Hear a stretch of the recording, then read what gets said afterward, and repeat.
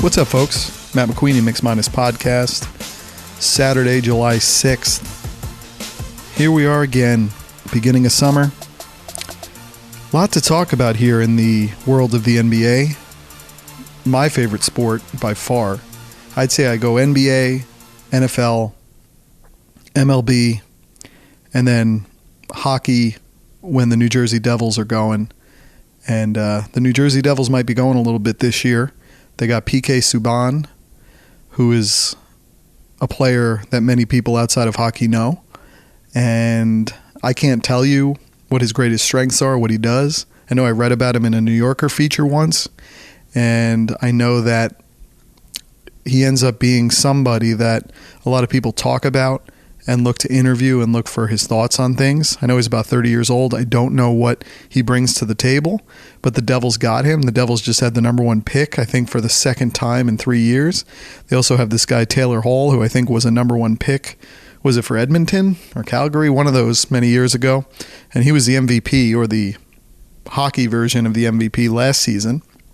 So there will be some stuff to watch there. Hopefully YouTube TV, which is the cable provider for me, will get MSG channels sometime soon, because without those you cannot watch the Devils, Knicks, Islanders, Rangers. And I'd say with the Knicks, it really doesn't matter if you're going to be able to watch them, because they kind of struck out in free agency. And the expectation with them was that they were going to get Kevin Durant and Kyrie Irving.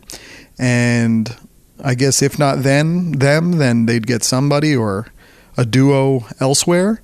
And they really didn't get much of anything. They got Julius Randle, who is a nice player, had a nice year last year with New Orleans, and was obviously drafted by the LA Lakers. Don't know how many years ago, maybe 4 years ago, 3 years ago.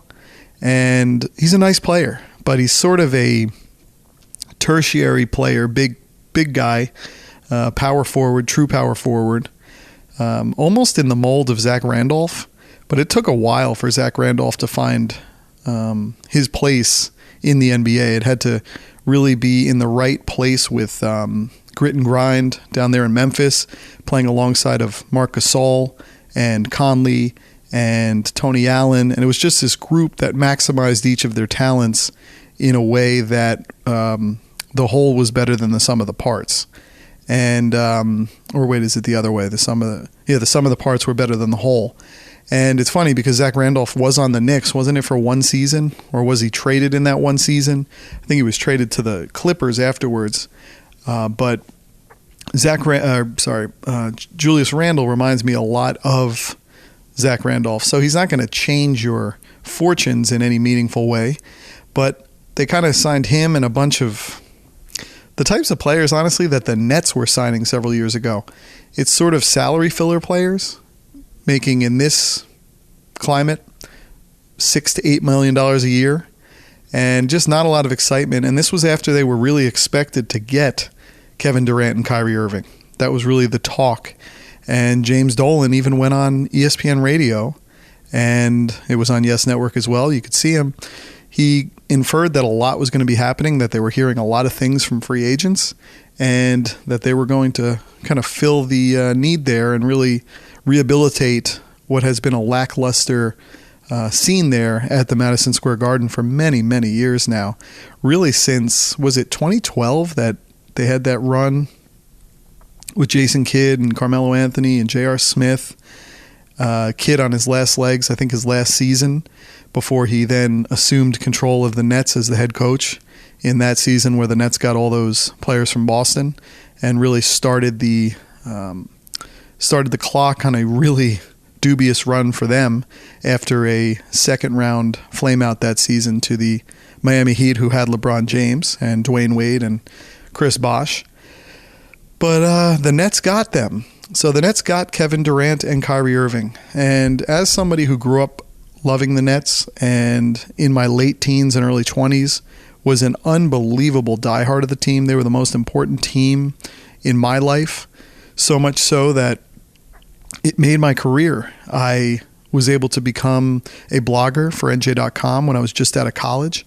And really I could do that because I sort of understood the burgeoning online media space and how to update things in a blogging content management system. And I was young enough to really adapt to that and be pretty good at that. And I had the time to just write constantly. But that job, which you call it a job, it was $50 a month. Hey, I was paid something. But I got to appear on NJ.com, the home of the Star Ledger. And I was appearing with all of the great writers of the time, and writers who really I looked up to in covering all the different sports. I would appear in the feed with those writers. Matt McQueenie, NJ Nets, or Nothing But Nets it was called. And it was that really catapulted me years later to become a writer for the team. And really some of the best days of my life were doing that job, covering that Nets team. They had a playoff run that first year for me and then fell off that next year quite a bit. It was open mutiny, basically. Jason Kidd wanting out of the team, sitting on the back of the plane with us writers and media members. It was not a great situation when I finally got the go-ahead to travel with the team. The big road trip I went on, they went over. They lost like nine straight games. And that whole trip, it was just terrible. I think it was 6 games and they lost all of them. It was awful, but I had a good time because I was really enjoying myself. My first time ever traveling in a meaningful way. Wasn't as bad though the first trip, which was a 4-game trip, and they actually went 3-1, including winning in LA at the Staples Center when Kobe Bryant was on that team. So that was a lot better than the second time. But the Nets have changed their fortunes quite a bit. Somehow they were able to get Kyrie Irving and Kevin Durant, that package deal that many people had sort of inferred was going to happen, that they were going to go somewhere together, that they wanted to play with each other. This really has a celebrity couples feel to it, if you will. All of these duos wanting to get together are almost like these People magazine celebrity couples dating and then getting married and then getting divorced. And it happens about as quickly as the lifespans of those couple hoods or couple ships, whatever it is. And so you just wonder when the dark side's going to come, because there always does. If Kyrie Irving had a problem in a perfect situation playing alongside LeBron James with a big contract and would have gotten a big contract further, then how is he ever not going to have a problem with anyone else? And look, Kevin Durant's not even going to be there this year probably, right? I mean, he unfortunately ruptured that Achilles tendon in that Game 5 when he came back after being out for about a month and really could have given a little bit of life back to that series. Maybe Golden State could have even won if Kevin Durant had come back healthy. If he were healthy going in, they probably would have won. But he went out there, and it's interesting in that him going out there finally gained all the respect for him, I think, around the league. And to the true Warriors fans, although I'm guaranteeing you Warriors fans loved him. They knew exactly what he could do. When you watch a team day in and day out and you're a true fan, you know exactly what every player can do. You know exactly what their downsides are. You know exactly the places on the floor that they really can get going and what they're good at and the sets they're good at, or whether it's pin downs or pick and rolls or off the dribble, mid-range, backing down, posting up. You just know it. You know it because you're watching it as a fan. So, my thing whenever I'm watching my team and my team is competitive, for some reason I get this weird tick where I'm just like, get the effing rebound. Like, that's my thing. I get so angry when guys don't get the rebound, when the players don't get a rebound. That becomes my intense thing. I don't care if you miss shots. I don't care if you go cold for a while, but man, you get that rebound. Matt McQueenie wants you getting that rebound. You better get that. But Kevin Durant is going to be a Net at some point. It will probably not be anytime this season. They're not going to look to rush him, I don't think. But there's a part of me that just wonders with Kevin Durant. You sign with the new team, and this is an at least year-long injury. You are out for about a year. And the fact that this happened deep into the NBA Finals in mid-June is a problem, because you're looking at a year being mid-June, and I don't think this Brooklyn Nets team is going to the finals. And you wonder, with the enthusiasm of being on a new team, and maybe they get going pretty well in the regular season, they just get a nice bump to their jump in their step, a bounce in their ways, and maybe Kyrie Irving in a new situation doesn't look like Kyrie Irving last year in Boston, and where he sort of takes the whole thing down like a black cloud hanging over everything, really kind of infects the young players and is not a leader in any way, even made up with LeBron James to make a point about being a leader and not understanding in some ways at the time growing up under LeBron James what LeBron James had to deal with, but it was really a backhanded comment at his own young guys. And it wasn't like he was holding up his end of the bargain. So I'm going to get a good feel for what Kyrie Irving is. I watched a lot of him in Cleveland. I did not watch a lot of him in Boston. There's something about Boston, I'm not that interested in watching them. I don't know why it is. Maybe it's because they're the same division as the Nets. I don't know why it is. I'm not very interested in watching them. But I was with Cleveland, and what he did in some of his really prolific games with them was something to behold. So he has it in him. Now, he does feel to be an old 27. I think he's 27. He feels an old 27. And Kevin Durant might look an old 32 by the time he comes back, which is how old he will be, because I think his birthday is September. He will be 32 when he potentially comes back in the 2020-2021 season. And so it's going to be interesting. What will the year away do to him? Will it refresh him somehow? Will it make him a step slower? Will it make him a step slower initially as he gains back the speed of the game as he gains back trust in his body? I don't know. No one knows. But you had to make that deal. When you had Kyrie Irving and Kevin Durant willing to come to you, you have to make that deal. Now, I keep thinking, why did they come to the Nets? Why would you come to the Nets? It makes sense why you wouldn't go to the Knicks. You don't trust the ownership. You don't trust this or that. But what is it about the Nets? And I'm watching this team at a pretty good degree. I was into the team last year. I was into the playoff run. I was into it when they started really showing competitive spirit and fire, and really the way they were able to develop up some of these players. Karis LeVert, obviously D'Angelo Russell, who is gone now to the Warriors in a veritable sign-and trade for Kevin Durant. When you're able to see what they've done with Spencer Dinwiddie, I liked what I saw with Rodion Kurucs. Jared Allen, when he starts to get a three-point shot, which you saw little glimpses of it, is going to be interesting. This is a nice roster. This is a nice group of players. And this is a great coaching staff and training staff and apparently front office that can provide the soil from which these players can grow even greater. It provides the fertilization. It makes them just be the best version of what they can be. But sometimes when you get the great players coming into a player development program, it becomes about managing characters and managing superstars and managing personalities. And that is a very different job than managing player development. Very different. It's why you see the kinds of coaches that manage, usually you don't have coaches who can manage both. You saw Brad Stevens. He's an unbelievable player development guy, and probably his staff is as well, but I'm going to give him the credit as the head of that thing. And you saw what he was able to do, making players go above and beyond what you would expect they can do. And they get to the year Kyrie Irving was there, yes, they were very good, but then he was out in the playoffs and they got all the way to a Game 7 against LeBron James. Game 7 at home, and I think they were up 2-0 in that series as well. They got to a Game 7 at home against LeBron, trying to kind of fend off his 8th straight finals. Will that be the last time LeBron James was ever in the finals too? That'll be an interesting thought. But usually player development and managing superstars don't go together. You just don't really see it. In some ways, you could say Greg Popovich in San Antonio does it, but he really had the players. It's not like they got the superstars coming in via trade and now you're managing them. He built them up. They got the right superstars too. I mean, when you're thinking about the fact that Manu Ginobili, could he have ever been like James Harden if he got a chance to start and run his own team? I don't know. It's hard to say. He's probably not as athletic and electric, but could he be 90% of that? Maybe. Tony Parker was really great, but they kind of had the international flair. They came in, they had to learn the culture while they were learning basketball. And so Pop and his staff were able to mold them alongside Tim Duncan. Then they obviously got Kawhi Leonard. And it's amazing, but they lost him, obviously, last year with Toronto. But you don't see the two mix, that player development and that superstar management.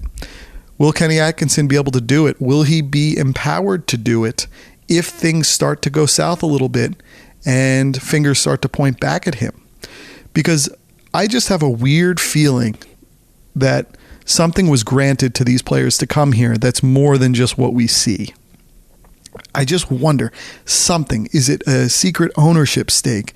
Is it a tacit approval to basically do what you will with the team and with the facilities and all this? When you think of Kevin Durant and I think Kyrie Irving having their own media and development companies, does it become more than what's on the court? Because it needs to be about what's on the court. But were they able to entice these guys with something that has to be more than on the court? And once it gets more than on the court, that's when things go bad. It's all the side stuff, the side projects, the behind the scenes stuff. That's where things go bad. When you can bring a cohesive unit onto the court playing with each other, that's when things that's when they flow. That's when they're great. And the behind the scene things have to do with on the court things, and you work your way through them. But I just wonder, I keep wondering, being pessimistic in a very optimistic time. They got these players, then they added Gary Temple, and they added DeAndre Jordan, who was sort of a tax on getting Kevin Durant in because they're buddies. Kevin Durant wants to play with his buddies. But is it really that? Did he really just want to move to New York and he was going to go with whatever team granted him the ability to do that and got Kyrie and got his friends in? It's almost like Kawhi. He had to play in Los Angeles or Southern California. Those are the only two teams in Los Angeles. I've almost been thinking to myself, if the Clippers were still in San Diego, would he have gone there quicker?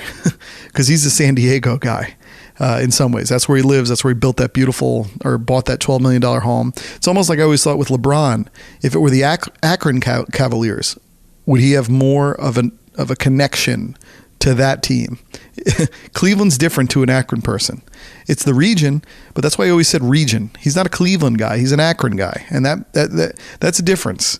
It's almost like being a South Jersey guy and a North Jersey guy or gal. It's a difference. It's a difference. They're the same state, they're the same area, kind of, same region. They're not the same places. And so Kevin Durant's here, Kyrie's here. I'm cautiously optimistic to watch this thing, to see how it happens. And to see how Kenny Atkinson survives, and to hopefully find out that there wasn't any other business going on here. And some might say, well, if there was, who cares? They got them. I guess so. But when things become about something more than on the court, they usually don't work out well. I'm a little sad today in a basketball sense. Not Kyrie Irving, our friend Kawhi Leonard, who is just off of a finals MVP, carrying the Toronto Raptors to their first NBA championship in their 25-year existence, taking the team on his back in the playoffs and leading the way. And it was such a nice story. It was the thing I loved watching this year. Just as last year I loved watching the LeBron run, Kawhi really was very analogous to that LeBron run. What he did with this Toronto team, carrying this basic team who had really just filling in for DeMar DeRozan and carrying the team past the lengths they had ever been. It's just absolutely, it made me feel good about the game. It's one of those things that just made you feel great about what was happening on the court and what was happening there, the larger narrative, larger story of Canada and Toronto and them winning in Golden State, ending that dynasty. Seeing the way he celebrated with his teams, this automaton robotic guy, not robotic in the sense that you could tell Kawhi's cool. And behind the scenes, he's probably a really cool guy who people gravitate towards. But in front of the camera, in front of the public eye, he really keeps to himself. He's like a cold-blooded assassin. And so you thought, oh man, maybe Kawhi's going to stay. Maybe, you couldn't have a better rehearsal or a better display for this guy. Making the case to stay. They want to be winners. They want to be champions. And he went to a place and he was a champion. Right off the bat, first year, 27 years old there in Toronto, and that team won a championship. And there's no reason they couldn't do it again. Kawhi is just going to be 28 the next year. He's right smack in the dab of his prime. This team was able to let him play just 60 games, missing 22 games in the regular season. Interestingly enough, I think he played 83 total games this season. So he only played one more game. It might have been two, but I think it was one more game than a full NBA regular season. They did this masterfully. They did an amazing job. They built a trust with him. They gave him the ability to lead on the court in maybe ways that he wasn't able to do in San Antonio in that system. They gave him the keys to the city. at the start? Or they gave him the keys to the team and he ended up with the keys to the city. I wonder if they want those back now. But I wanted him to stay so bad. I don't know why it meant so much to me, but I wanted him to stay so bad. And then when you're seeing the time after the finals and the parade's obvious. You're coming home. You're going to do this and whatever.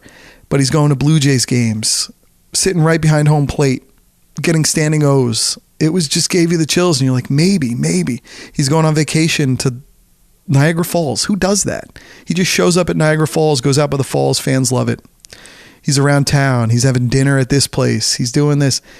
Of course, there was that one picture where he's getting moving boxes from Home Depot. And you're going, well, maybe he's just getting moving boxes for when he gets a more long-term place here in Toronto. There was talk about he was enrolling his daughter in school in Ontario.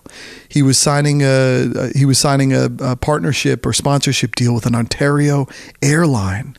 And you're going, man, maybe he's going to stay.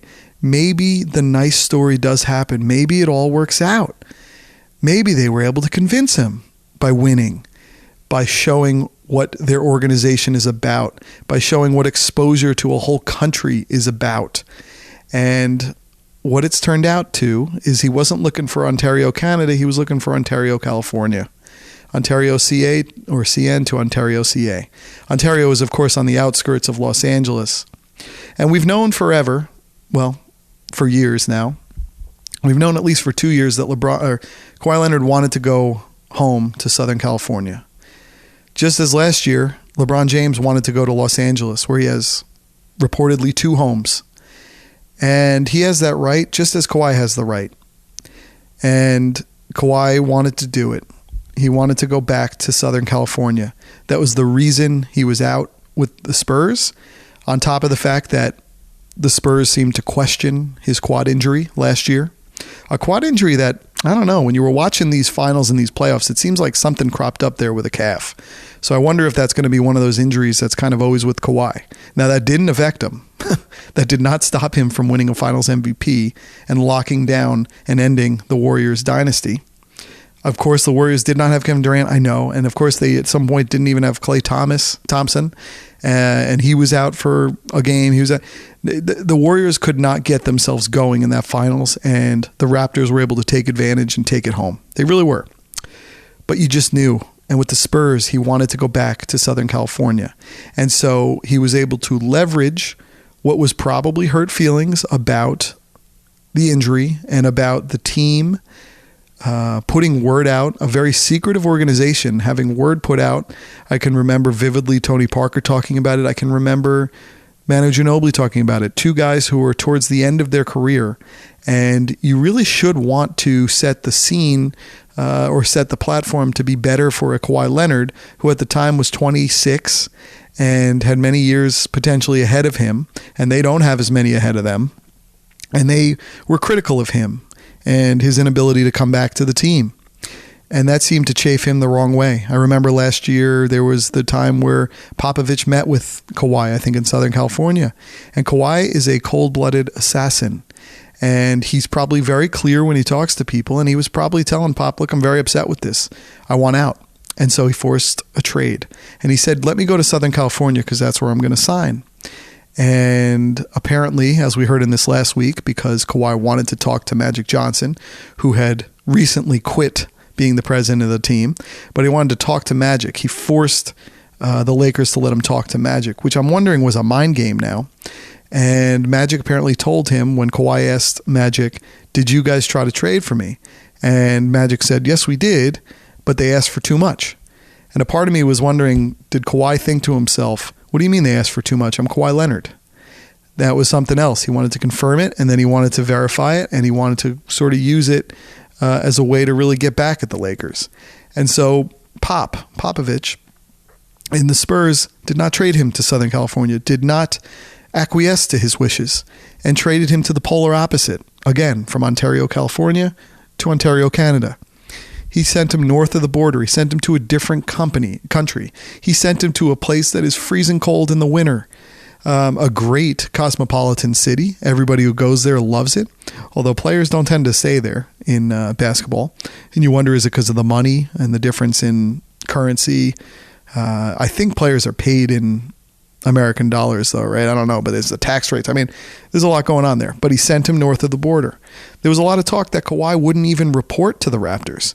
But Masai Ujiri was able to do his magic and was able to convince Kawhi this was going to be a good thing for him, and that he wanted him badly, and he was going to use the 12 months as a showcase of what they could provide Kawhi. And so, look, we knew when Kawhi was going to Toronto that he wanted to go to California. He wanted to go back home. He's a homebody. I love seeing all these videos and pictures of people seeing him on the down low. And Kawhi is there at like the local taco place. He's at the local convenience store. He's just Kawhi, Southern California. That's what he wants. It'll be interesting to see if he can live in that house he lives in, which is closer to San Diego than LA. Will he pull off the Phillip Rivers, have a car drive me back and forth to the facilities? Will he live there a lot of time, maybe keep a place close to Marina del Rey or El Segundo, where the practice facility is? Probably, because he's got plenty of money. He's making $40 million a year now. But we knew that he wanted to go home to Southern California, and that money wasn't an obstacle, because the Spurs, in the way that they had him, could have paid him over $200 million over the lifetime of a contract. He didn't care. He went to Toronto. Toronto still could have paid him the most money. 5 years, $190 million, I believe was the number. Didn't care. He just wanted to go home. And the more you realize with these contracts, the headline value is just the addition and the ability of a team who has your rights to be able to give you more years. And it's usually one more year. And that one more year at $45 million pushes the contract from $140 to $190. So it's really years. So if you believe in yourself, you'll take that quote unquote new long-term deal, which is a 4-year deal elsewhere. You'll take that and you'll bet on yourself and you'll say, I'll be 32 when I'm out of that. So you realized money wasn't an obstacle, and you also realized he just wanted to go home to Southern California. But when you saw what he did with the Raptors, you just believed that it was making an impression and meaning more. When he hung around Toronto after this thing was over, when he didn't pack up those Home Depot boxes and go right home, when he showed up at Toronto Blue Jays games, when he showed up at Niagara Falls, when he showed up at these places eating, when he reportedly enrolled his daughter in school there. And you got to think, hey, on the chance you're going to be there, you got to enroll her, because then you're just covering your bases. You're making sure that things are set up if you do go there. But it didn't. It just didn't mean. I mean, that 1 year meant something. He went for it. He will always remember it. A part of you almost hopes he doesn't win another one so that he has that moment with Toronto always. Toronto fans would have signed up for this. Any fans would sign up for it. If you had a player for 1 year, if you had a top 3 player in the league when healthy for 1 year, stays healthy, carries you through a playoffs, wins you a championship, wins the finals MVP, and he's going to move on, and you're going to be left with a team that doesn't have a head on it. They'll still be feisty. They'll be a good team, Toronto. They'll be a nice regular season team too. Nice home court advantage always there in Toronto. They'll be able to bask in the championship lights for a season before they probably go out in a first or second round, depending on who the draw would be and where their seeding ends up, and if Masai is able to do anything more. And look, Pascal Siakam can take a real step forward as well. Fred VanVleet was unbelievable. Who knows what they're going to do with the Gasols of the world and the Lowrys who are on their final season contracts. But man, it was magical watching that thing. And that's what I love about sports, is the magic, is the uncertainty of what could happen, the surprise. And Kawhi brought that. Kawhi Leonard would never be on the Toronto Raptors, but Masai Ujiri took that gamble, and that gamble paid off in a championship. Long-term success? Maybe not. But man, Masai knows how to put a team together and knows how to be decisive. And he only gave up DeMar DeRozan and Jakob Poeltl. And DeMar went out in first round this year with the Spurs. DeMar's a nice player, but he's not a meaningful player in the sense of changing the fortunes of a franchise. And look, again, Masai is the man. He had that team last year on the cusp of 60 wins. He had the team this year, high 50s, and that was with the best player not playing 22 games. That was with a team who I think went 16-4 when Kawhi didn't even play, or was it 17-5, something like that, because he missed 22 games. I mean, he knows how to build teams, but they need to get the superstar in.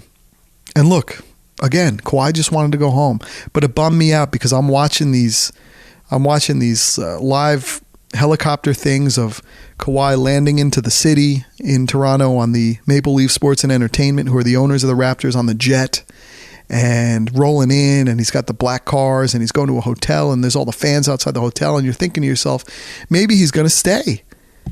Maybe giving them the final meeting is going to stay. If he wasn't going to stay, wouldn't he make the Raptors just come to California and not waste the trip, not waste the jet? And then all of a sudden the jet was getting brought back to San Diego yesterday, and you're saying, oh, okay. There was apparently a scheduled press conference in Toronto. Turned out to just be the announcement of a WNBA franchise there. But you hoped, and the signs pointed that way. And then it kept going day after day. Well, Kawhi's not going to make his decision today. He'll make it tomorrow. Chris Carter, the former great NFL wide receiver who is now a media personality, particularly on First Things First or something on Fox Sports. I don't really watch that show, but you do see clips with Nick Young, who's or Nick, I forget his name, Nick something. He's good. It's a good show. I mostly only watch Colin Cowherd, but yeah, you were thinking it's going to maybe happen. Maybe this is going to happen. Maybe Kawhi's going to stay, and all is going to be right in the world, in the country of Canada. And then last night I went to bed. All was calm on the western or eastern front here. And then my son, Connor, the 4.5-month-old, woke up around like 1, and I went in and put a pacifier in his mouth. So saw nothing. Then my son Liam woke up at some point, came in, and I didn't know what was going on. I put him back to bed, and I came back, and I think went right to bed, and then Connor got up again at 4:30. I went in 4:45, got him, brought him to my wife. I went to check my phone. My internet was down in the house again. We've been having a lot of problems with that. And I saw my friends text, I can't believe the NBA, middle of the night. I went, oh my God, what's going on? And I started to piece together little notification updates until I could get online. I saw Paul George to the Clippers? What? They got Paul George to go to the Clippers? And then when I was finally able to get on, it showed that the Clippers had pulled off a coup. They had gotten Paul George, which enabled them to get Kawhi Leonard. Kawhi Leonard had apparently told the Clippers he was going there, but they had to get Paul George. That was who he wanted. Paul George just signed a long-term, huge deal contract with Oklahoma City last year. After being brought in, just like Kawhi was brought in the 1 year to Toronto, Paul George was brought into Oklahoma City. He wanted to go to Southern California as well, being from down there. And Indiana did not send him there. They sent him to Oklahoma City, and they got back Oladipo, who was a big player for them, as well as Sabonis, who's a nice piece for them. But Paul George was just going to be a 1-year rental. And over that 12 months, they were able to convince Paul George, playing alongside Russell Westbrook, another Southern California kid, they were able to convince him to stay. And he had the big party with, swishing around the champagne, and I'm staying and all this. And he probably would have stayed. But Kawhi was able to shift the balance here. Kawhi met with him and said, I want to play with you. Kawhi apparently called Kevin Durant and told him he wanted to play as well. Again, the silent assassin struck. He is recruiting players. He wanted Southern California, but he needed someone to come with him. He wasn't just going to go to this Clippers team.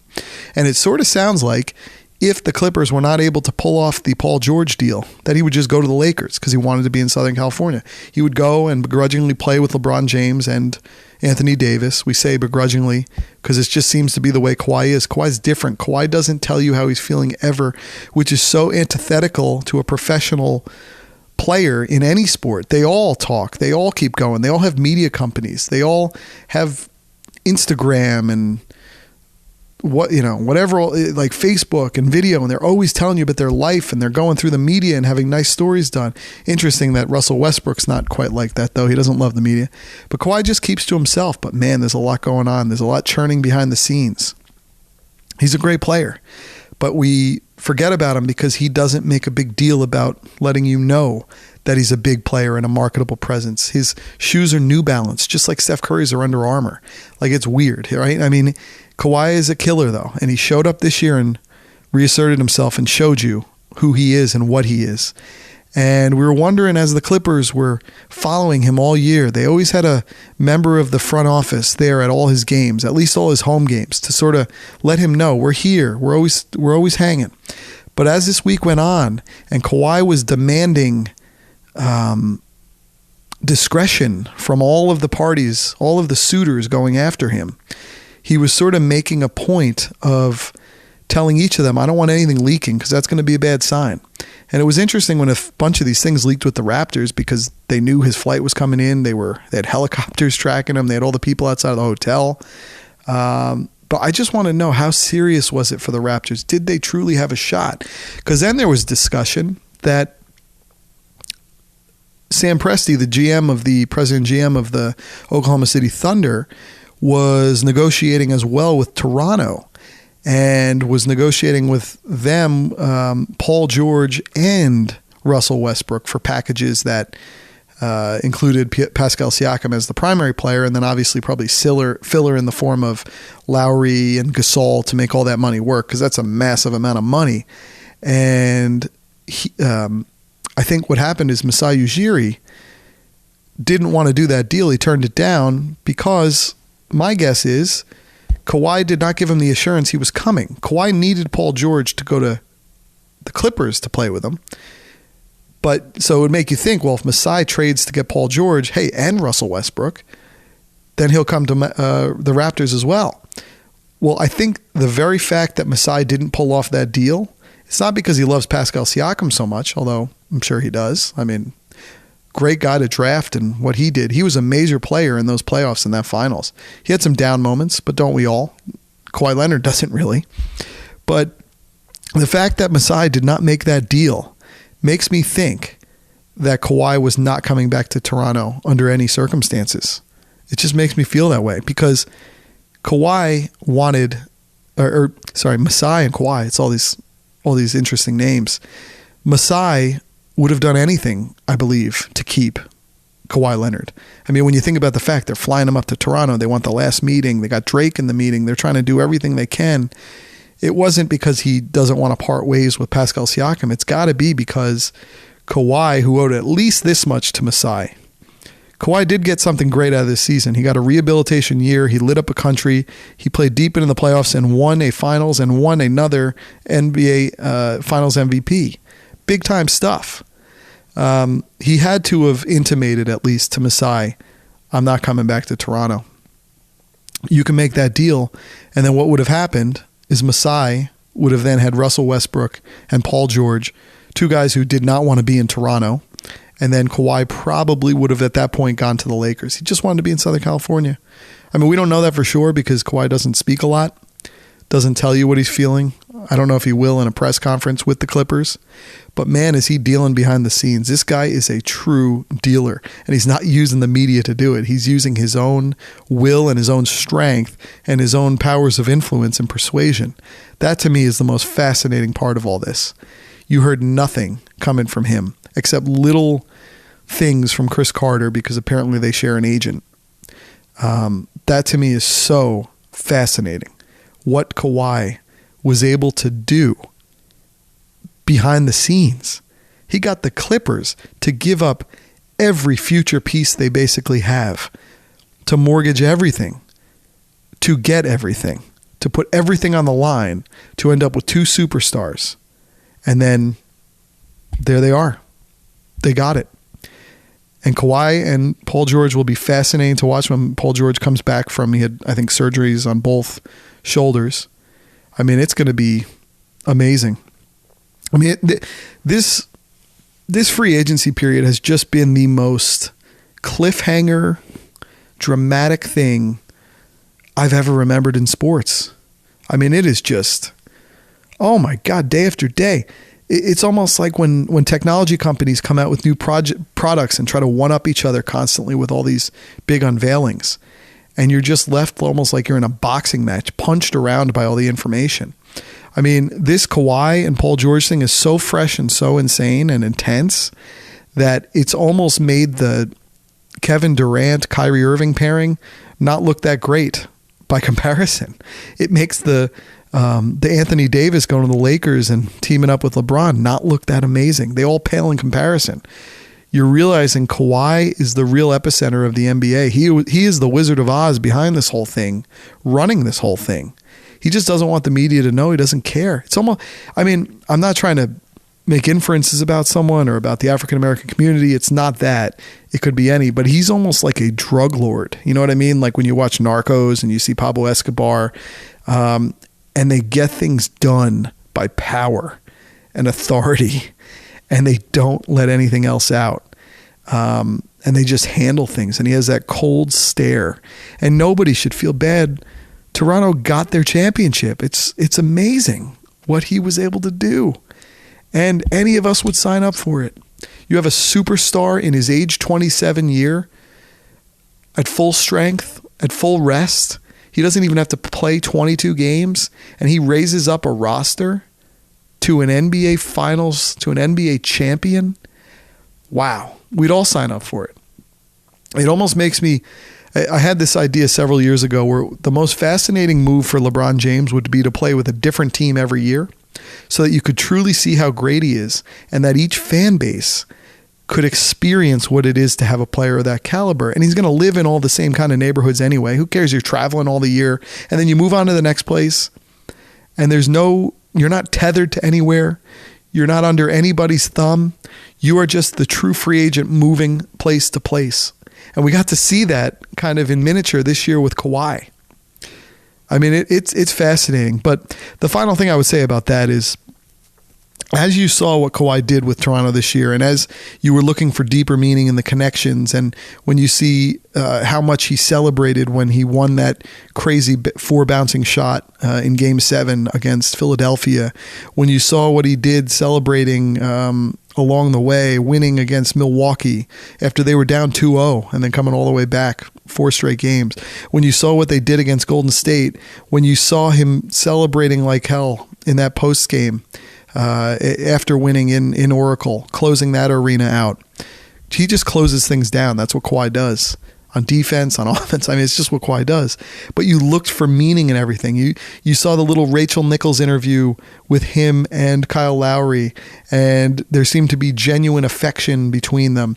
You saw the parade. You saw him flying in Drake's jet and going to Las Vegas and partying. You saw him in the back of the car with Serge Ibaka. What it do, baby? He just seemed to be like, he doesn't let on a lot, but from when he lets on, you're like, okay, maybe it do, baby. Maybe it's good here. Maybe this works. And so you were looking for every sign. And again, he's at the Blue Jays game. He's at Niagara Falls. He's at restaurants. He's at Home Depot. He's out and about. The mayor of the city had to ask the citizens to leave him be, so it's not like paparazzi. You see him flying in jets, coming back to Toronto to meet with the team, coming back into the heart of the belly of the beast. And it almost made me feel like when you have, it would be more a female probably, when you have a female who just wants to date right now. And they say, I'm not looking for long-term commitments. I'm just dating. And usually they're just dating because they haven't found the thing they're looking for, but they want to be in the game and they want to be out there and interacting and seeing if sparks can flame up. And they're out and about, but like when you're the guy on the date, the woman is kind of there to have a good time. So you're overreading into her having a good time. You're seeing her having, deep in conversation with you, laughing, maybe a little something happening at the end of the night. You're going out and you're having a nightcap, and it just seems like a great night. And it's because for that night, she is happy to be with you, and she's made a commitment to that to be a great night. She's out. There's no work the next day. Everything's great. And when it raises up, and let's say a great thing happens that night, you want to cuddle after, and she's just like, well, we're just dating. I mean, I'm seeing other people too. And Kawhi was like the one seeing other people. No matter how much he had a great time for that one season, if you kind of analogize it to that one night, he had a great season. He had to be there. He was still being paid to show up and do a job, and he still is a great player. So when he shows up, he's going to do it to the best of his abilities and to the highest levels of the game. But when we were reading too much into the other things, it made you think maybe he was going to stay. Maybe he didn't just want the one night stand, the one season stand. And And it wasn't that way. He knew the thing he really wanted, and that was to go home to Southern California. And he'll be the same Kawhi there. He'll be just as happy. The one thing you have to say, he is transparent and he is authentic and he is genuine. There's no doubt about that. He doesn't play favorites. He doesn't lead you on, really. Again, he went to Toronto. He was traded there and he was paid for a season, big money to be somewhere. And Toronto made it as great as it could possibly be for him for that season, and he did as much as he could possibly do for that season. And he will probably always remember it. Well, not probably. I mean, yes, he will always remember it. I mean, wow, they won a championship. And he was the main player. He was the finals MVP. But when you read too much into that, looking back now, he just wanted to go home. He just wanted to go back to Los Angeles, Southern California. That's where he wants to be. That's his comfort zone, and that's what he was seeking. And he did everything he possibly could to make that happen. And he was able to get the Clippers, to get the player. He was able to get the Clippers to get the person he wanted to have the long-term relationship with, the married material. He was able to get them in the place and time that he wanted. So sorry, Toronto, but you will always have that moment with him, and he will always remember it. But man, it made me a little sad. Well, I think that's where I am. I just wanted to catch up on a lot of this stuff, mostly Kawhi. I'm Kawhian. This episode is brought to you by Big League Pillows. You can go to bigleaguepillows.com and use discount code or promo code Mix Minus, and you'll get free shipping. And you can now get NBA jerseys. You can now get MLB jerseys. You can get NFL jerseys. I don't know if they're all on the site yet. I think MLB is on the site. But in time, you will be able to get team jerseys. You can actually go to a Bed Bath & Beyond and Kohl's online and actually get, I saw NBA jerseys up there, so that's kind of cool. But go in there, get yourself a jersey pillow. They're really nice. They're customizable. And they're bespoke. I love that word, bespoke. It means custom, right? Bespoke suits. He bespoke. So go there, bigleaguepillows.com, promo code Mix Minus, get yourself some free shipping. Thanks so much, friends. I'll talk to you soon.